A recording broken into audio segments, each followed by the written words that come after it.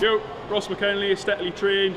Going to talk you through one of the common questions I get asked, and it's from bigger lads, typically taller lads, how to grow their quads. Now, not all of us have got great biomechanics for squatting, and that's why I think something like a back squat isn't always the best exercise for physically making your quads grow. It might be a good strength indicator. I'd still recommend that everyone squat, but for taller people, those who are longer females, people over 6 foot, it probably isn't the best thing to get tension in your quads. When we're talking about maximally stimulating your quads, you've got exercises like your leg extension, which is a very standard thing to do, but as well as talking you through the pros and cons of a back squat that I'm going to do now, there's other exercises we can do, the hack squat specifically, and what we need to be looking for you taller lads to actually stimulate your quads. So first of all, with Connor, who's going to squat here, my lovely assistant, when you're squatting, why it won't work or why you're not getting as much as you can through your quads on a squat for a taller lad, Connor, is because you're hip hinging. So Connor's lifting the bar out, and naturally now, if you watch when he squats, his normal squat, his hips move back.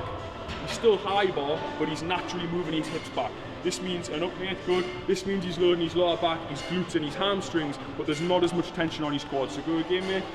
Now for someone like Connor to squat upright, he's going to find it very difficult. Myself, being close to 5'11", nearly 6 foot, I find it much easier to keep upright when I'm squatting. It means I can load my quads a little bit more. Connor and some of you that are watching might not be as lucky. You're hinging back, and that's taking the focus off your quads. Right, mate?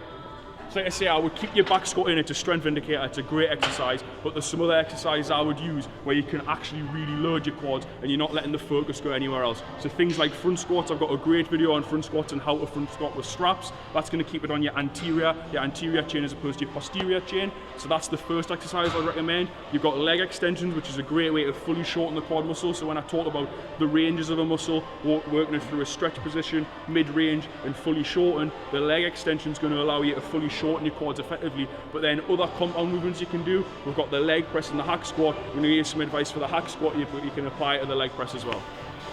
Right, with the hack squat, like I said before, this is for lads that are struggling with their quads, not necessarily just tall people, any that are struggling with that quad development in your legs. What we're going to do, hack squat, I want you to use a width that's inside shoulder width. Think about what people do on here, they tend to match their squat stance. I would go a little bit more inside, really try to use your quads. So we're going to get in, feet just inside shoulder width. See my foot position here, my toes are going forward. I'm going to try and load my quads as much as I can. When we're going up, unracking it, and I'm going to come down, my knees are going forward. So I'm going to show you with Connor in a minute. And now this position, you can see there straight, my legs are shaking, up and squeeze just short of the lockout. Why this works, why I would recommend it, it's keeping your torso fixed. On this position here, if Connor jumps in, he can't push his hips back. So for those of you in the gym, you're hip hinging, tall lads, when you're squatting, your hips are moving back, and that's taking the tension off your quads. For this, he's going to be locked in. It's all going to go through his legs. You'll see straight away he's going to do 10 reps for us, knock it out, control it down over 3. He's going to pause in the bottom, pause, and now he's pushing his toes away. Knees are coming forward, which is something you wouldn't normally hear people say. Load your quads, open, flex at the top. Just short of lockout every time, pause, and then flex as tight as you can. Pause, make sure you get that pause in the bottom.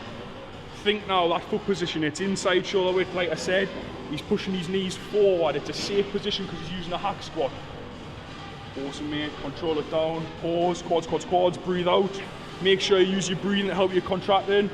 Pause and breathe. Good. Notice his torso, his hips are pushed back into the pad. Think of pushing your hips back, chest back, up and squeeze. Good. One more. Pause, up and squeeze. Good. And round. Nice, mate. Good. So again, why that works, he can't hip hinge out of position. It's meaning that he has to use his quads. So for your main sort of strength or hypertrophy exercise of your workout, this is a great example. Using this is going to be much better than squatting. It's going to take the focus off. If you've got a strength, if you've got a body part that's overpowering, that's always going to be the main focus. If you're a lad who's strong at deadlift and if you're tall, when you go to squat, you're always going to hip hinge. It's natural. So what you need to do is think of exercises that keep you locked into that position to work on the muscle that you actually want to grow. Happy?